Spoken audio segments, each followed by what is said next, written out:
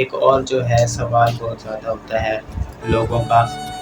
वो पहला क्वेश्चन क्या होता है, वो ये क्वेश्चन होता है कि क्रोनिक किडनी डिजीज़ होता क्या है। तो मैं आपको बताता हूँ कि ये क्रोनिक किडनी डिजीज़ क्या होता है। क्रोनिक किडनी डिजीज़ गुर्दों की दायमी बीमारी होती है। अगर आपके गुर्दे 3 महीने या उससे ज़्यादा टाइम के लिए ख़राब हो जाते हैं और वो परमानेंटली हमेशा के लिए ख़राब रहते हैं मुस्तकिल तौर पे, तो ये क्रोनिक किडनी डिजीज़ कहलाता है। अस्सलाम वालेकुम। तो लास्ट वाला जो हमारा लेक्चर था वो अबडोमिनल लीवर के बारे में मैंने बताया था, और आज का जो है हमारा लेक्चर वो है CKD के बारे में। CKD क्या होता है? CKD होता है क्रोनिक किडनी डिजीज़। हमारी जो किडनी है वो कैसे फेल होती है और वो सब बताऊंगा, डायग्नोसिस ऑफ किडनी फेलियर वगैरह, इसके जो अलामात होते हैं, सिम्टम्स ऑफ CKD, वो सब कुछ। तो आप लोगों को कैसे पता लगेगा कि आपके गुर्दे फेल हो रहे हैं, ये एक सवाल है। आपको पता है किसी को? अगर किसी को पता हो तो प्लीज़ कमेंट्स कीजिएगा। अच्छा, तो गुर्दे फेल होने की जो सबसे बड़ी वजह होती है वो होती है दवाइयाँ, दूसरे नंबर पर शुगर और तीसरे नंबर पर ब्लड प्रेशर होता है। अब मैंने इसके बारे में थोड़ा सा सर्च भी किया था, तो मुझे मालूम हुआ कि 1980 के बाद अब तक डायलिसिस और ट्रांसपोर्ट के अलावा एक नई चीज़ आ गई है इसमें। किडनी फेलियर की जो बीमारी है ना, उसमें अब ये इन दो के अलावा एक और अब नई चीज़ आई है जिसको कीटोलोकार्बोनेट टाइप का नाम दिया गया है।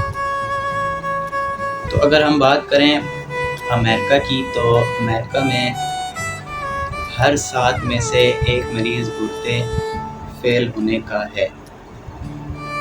और अगर हम बात करें पाकिस्तान की, तो पाकिस्तान में 4 से 5 में से एक बंदा जो है वो गुर्दे फेल होने का मरीज़ है। अमेरिका में 6 से 7 है और यहाँ पे 4 से 5 में से। और अमेरिका में जो है 6 से 7 में से जो है ना, उनमें से हर 3 में से एक मरीज़ जो है वो रिस्क पर है, मतलब वो सीरियस मरीज़ हो चुका है। अच्छा, तो अगर हम डेटा के बारे में बात करें तो अमेरिका का लेटेस्ट डेटा मेरे पास है जो कि 2022 का है। तो इस डेटे से आप भी हिसाब लगाएं कि कितनी कम डिजीज़ है। अरबों डॉलर इस मर्ज़ पर ख़र्च हो जाते हैं। गुर्दों का बेसिक यूनिट जो होता है वो नेफ्रॉन होता है, और नेफ्रॉन एक ही गुर्दे में 10 लाख होते हैं। तो इसी तरह दोनों गुर्दों में नेफ्रॉन की तादाद 20 लाख होती है, ठीक है, जिसके ज़रिए से इंसान आराम से 200 साल तक एक सेहतमंद ज़िंदगी गुजार सकता है। अल्लाह ताला ने इंसान के जिस्म में बहुत सारा एक्स्ट्रा माल दिया है। एक और जो है सवाल बहुत ज़्यादा होता है लोगों का। वो पहला क्वेश्चन क्या होता है, वो ये क्वेश्चन होता है कि क्रोनिक किडनी डिजीज़ होता क्या है। तो मैं आपको बताता हूँ कि ये क्रोनिक किडनी डिजीज़ क्या होता है। क्रोनिक किडनी डिजीज़ गुर्दों की दायमी बीमारी होती है। अगर आपके गुर्दे 3 महीने या उससे ज़्यादा टाइम के लिए ख़राब हो जाते हैं और वो परमानेंटली हमेशा के लिए ख़राब रहते हैं मुस्तकिल तौर पे, तो ये क्रोनिक किडनी डिजीज़ कहलाता है। अब इसका इंसिडेंस या प्रेवलेंस क्या है, ये पाकिस्तान में एक मुख्तार अंदाज़ के मुताबिक आप समझें कि हर 4 या 5 में से एक बंदा जो है वो इस क्रोनिक डिजीज़ में मुब्तला है। मतलब ये सारा कुछ मैं आपको पहले बता चुका हूँ, और कुछ को इसका एहसास भी नहीं होता, उनको पता ही नहीं होता कि हमें ये बीमारी है या नहीं है, क्योंकि सिम्टम्स को इन्हीं अर्ली कुछ को इसका एहसास भी नहीं होता। और पाकिस्तान में मेरा ख्याल है अगर 22 करोड़ टोटल आवाम है ना, तो उसमें से 3 से 4 करोड़ जो आवाम है उनको क्रोनिक किडनी डिजीज़ की बीमारी है, क्योंकि हर साल कोई 20 से 22 हज़ार नए लोग ऐसे शामिल होते हैं जिनको डायलिसिस की ज़रूरत होती है, उनके गुर्दे फेल हो चुके होते हैं। तो इसका मतलब ये कि बड़ी कॉमन बीमारी है, ये बहुत आम बीमारी हो चुकी है। पाकिस्तान में पूरी दुनिया की निस्बत इसका इंसिडेंस और प्रेवलेंस यानी होने का चांस ज़्यादा होता है, क्योंकि पाकिस्तान में कुछ एडिशनल रिस्क फैक्टर्स हैं जिनकी वजह से गुर्दों की बीमारी होने का चांस बढ़ जाता है। इसकी बड़ी बड़ी वजूहात होती हैं, जिनमें से सबसे पहली वजह तो शुगर होती है, डायबिटीज़ है। जिसको मतलब डायबिटीज़ हो उसको चेक करना चाहिए कि उसके गुर्दे ठीक हैं कि नहीं। दूसरे नंबर पर हाई ब्लड प्रेशर जो हाइपरटेंशन है उसके सेकंड कॉमन वजह है। इनफैक्ट दोनों मिलाकर कोई 70-75% जो कॉजेज़ ऑफ किडनी डिजीज़ हैं जब बनती हैं वो ये दोनों बीमारियां हैं, ब्लड प्रेशर और शुगर।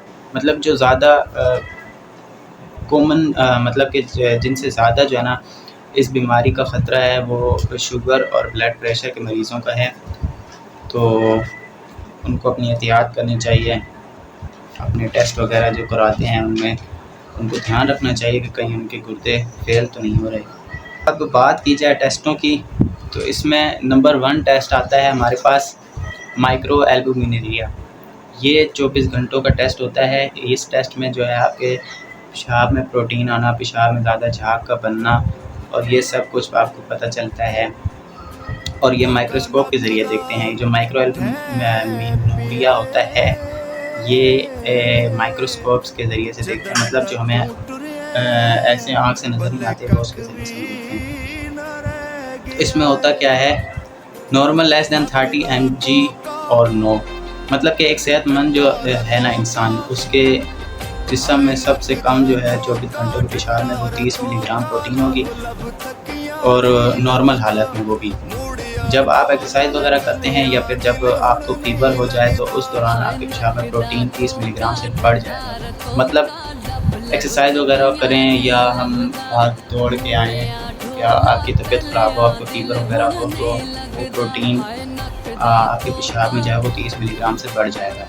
इस चीज़ का ख्याल रखना है कि आप भाग दौड़ के ना आए, आपका सांस में फूला हुआ हो, अब मतलब बिल्कुल रिलैक्स फील करना, आपको फीवर वगैरह ना हो, तब आप ये टेस्ट करवाएं। अगर आपको फीवर वगैरह होगा और मतलब कि वो 30 मिलीग्राम से कुछ ज़्यादा होगा तो पूरा आपका जो रिपोर्ट होगी वो ख़राब आएगी। उसके बाद जो है टेस्ट नंबर 2 वो ब्लड टेस्ट होता है। अब ब्लड टेस्ट से पता चलता है यूरिया, क्रिएटिनिन एंड GFR से। उसके बाद अल्ट्रासाउंड से पता चलता है कि गुर्दे कमज़ोर हैं, उनमें रेनल पैनल डिजीज़ है, कुछ जेनेटिक उनकी बढ़ी हुई है, कभी कभी साइज़ उनका श्रिंक हो चुका होता है। श्रिंक का मतलब समझ गए होंगे, कभी उसमें स्विस्ट होती है, कभी साइज़ एबनॉर्मली लार्ज हो जाता है, कभी कुछ लोगों में इंसिडेंटली गुर्दा एक ही होता है या एक ही गुर्दा दूसरी तरफ होता है या कुछ और प्रॉब्लम होती है। तो वो सारा कुछ आपको टेस्टों से पता चलेगा।